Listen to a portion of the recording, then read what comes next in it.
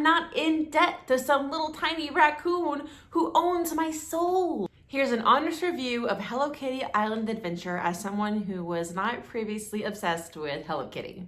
Okay, first, it is an adorable game. Like, whether you like Hello Kitty or not, it is so cute. And y'all, I knew so little about Hello Kitty. The only character I knew about was Hello Kitty. But the game is adorable. So right off the bat, you're gonna be able to create your own character. You have several animals to choose from, and you get to choose how that animal looks, their patterns, their colors, their clothes, and so much more as the game continues. I chose the little bunny with the little floppy ears in the back because it looked like she was wearing pigtails and I thought it was super cute. The graphics remind me a lot of Animal Crossing, and there are certain aspects of the game that do still remind me of Animal Crossing, but there's also a lot of aspects that actually don't, and in a better way. I'll explain that in a minute. So the biggest takeaways that I have from the game is that one, it is very quest heavy or like task oriented, however you want to call it. And it is very friendship based. So throughout the game, there's not much of a storyline that I can tell so far. If I'm wrong, please let me know. I'm not super far into the game, maybe like 8 hours. But keep in mind, while I'm playing that game, I'm also streaming. So I'm really focused on my chat. So realistically, I'm probably more like 4 hours into the game, if we're being honest. That being said, there are so many cute little tasks and quests that you get to do throughout the game, and a lot of it is a go at your own pace type of situation. Now, some of the games are a little bit more time oriented, but those are gonna be like your daily tasks or your weekly tasks. A lot of them, you really kind of just get to pick and choose what you wanna do. Now, some tasks or quests won't be unlocked yet until you level up your friendship. So right off the bat, you really want to focus on leveling up that friendship with everybody on your island and inviting more little friends to your island. Thankfully, with this game, leveling up your friendship is so easy, in my opinion. I feel like it's a lot harder in games like Stardew, where you really have to make sure you're giving them a gift that you like. One thing with Hello Kitty, you literally can't give them a gift that they don't like. Like when you go to gift them something, if you don't have an item that that character likes, then you just can't give them a gift. I love it because there's less thinking for me to do. As you level up your gifts, they will give you cute little gifts in return and unlock other quests. Completing certain quests will also unlock more parts of the island. I unlocked this super cute little haunted house and I gotta go all throughout it and do little puzzles. It was super fun and I really, really liked it. Another pro to this game is the map size. Holy cow, I didn't realize it was gonna be that big of a game. Now, it's not like Animal Crossing where you just boop, have your island and then you do what you want to that island. The island is already established. You are basically going around and like fixing it up, I feel like is the best way to describe it, and like unlocking certain parts of it. So there's some parts of the island I haven't even been able to unlock yet. And so I know that I have so much more to look forward to.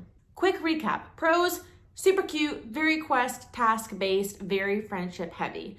Let's talk about timing in this game. This is, to me, the biggest pro. So take a game like Stardew Valley, Story of Seasons, Harvest Moon.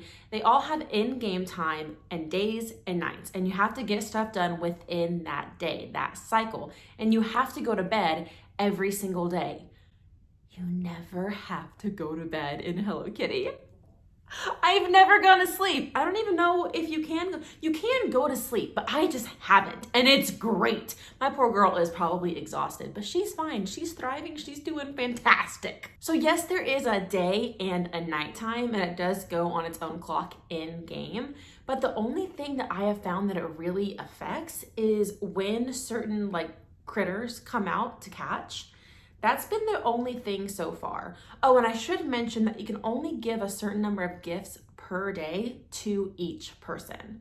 I want to say the number was three gifts, I'm pretty sure. Correct me if I'm wrong. So the best part about this whole timeline situation is there's really no rush, or at least I never felt a rush. And as far as I've seen, there's no seasons. It's just there, existing in its own little perfect happiness.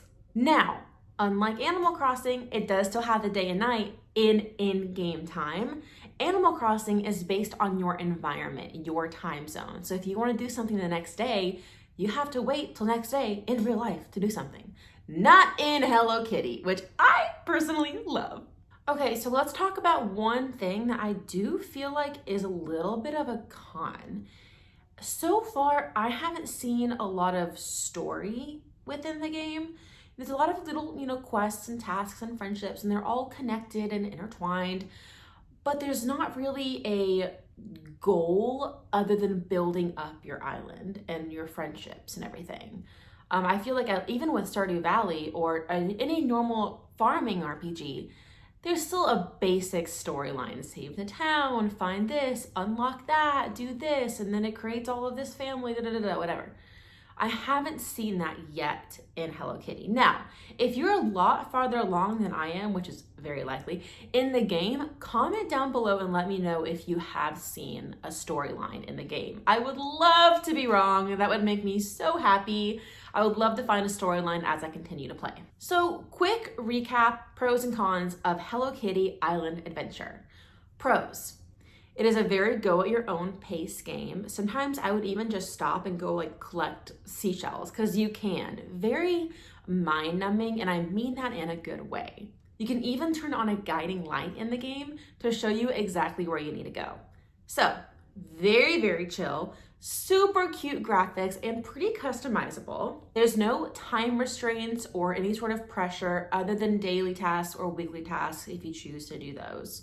Very easy to level up your friendships.